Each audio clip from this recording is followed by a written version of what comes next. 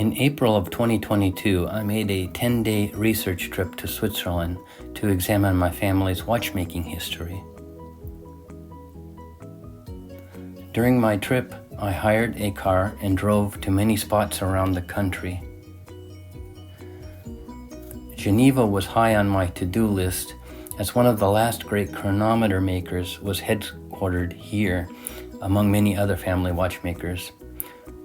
Ulysse Montandon-Robert's atelier was located for several decades at the Place de la Fusterie, which I am located here.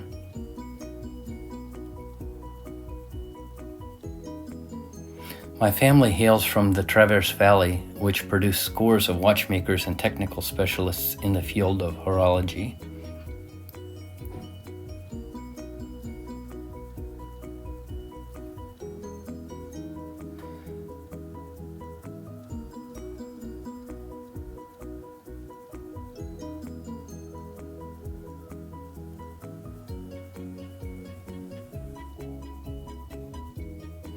I even found my great-grandfather's house from a 1923 photograph, exactly 100 years after it was taken.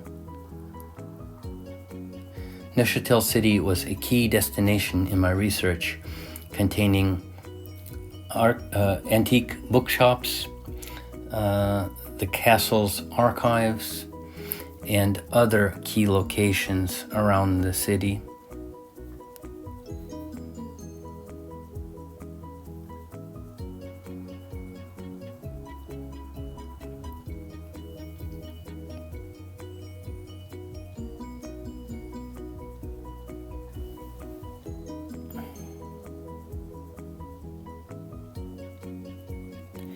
In La Chaux-de-Fonds, I visited an antique watch and clock dealer, discussed history, and went to several museums with family archival and material history objects of interest.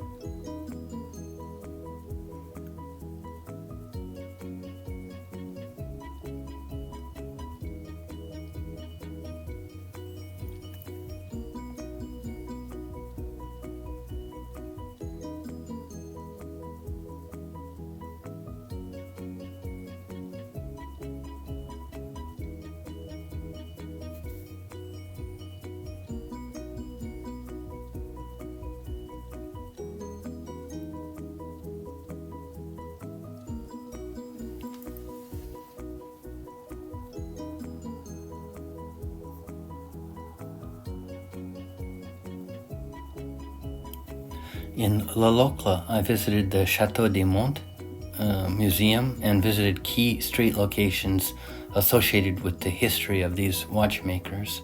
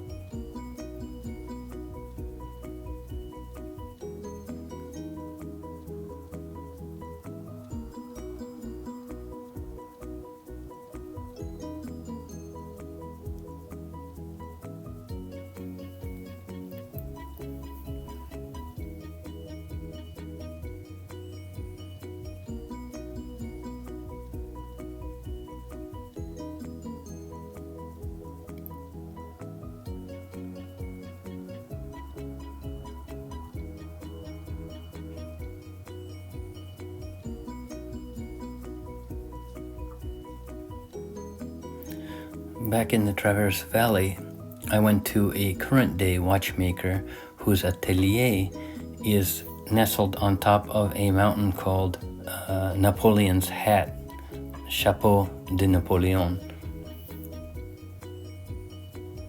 This was the atelier of the watch artisan Kari Voutilainen, who is world-renowned, and his gracious support of my research project is really appreciated. We had a very useful dialogue as well.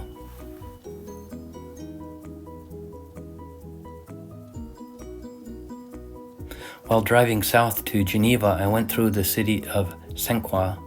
This is really a tiny village nestled in the mountain range, and it's another key research destination in my travels. The firm of Ulysse Montandon of Saint-Croix was located here. And I also met my cousin Daniel Montandon, a modern-day luxury watch artisan. And that was a big pleasure as well. Returning from Geneva, I drove along the lake Neuchâtel and visited many fascinating points, including the Historical Museum, where the famous Jacques Dros's androids are kept on display. There were several key locations in the city, various museums, and just wandering around, I was able to get a lot of information from various points along the city, and also the village, or the city's main repository of archival information is kept in Neuchâtel.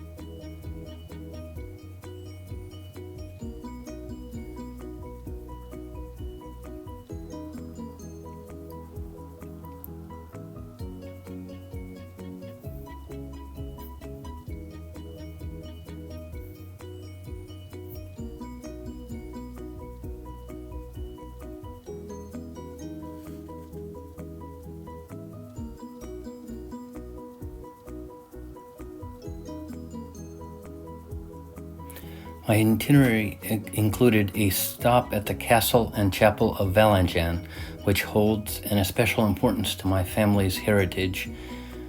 From the 15th to the 19th century, my family held feudal titles and allegiance to the dukes and princes of Valenjan as burghers with the title of bourgeois de Valenjan, and these titles culminated after the transition to a republican model of governance in the canton of Neuchâtel. The family's coat of arms is installed at the chapel. Visiting this location had been a life goal of probably 30 to 40 years, somewhere around there.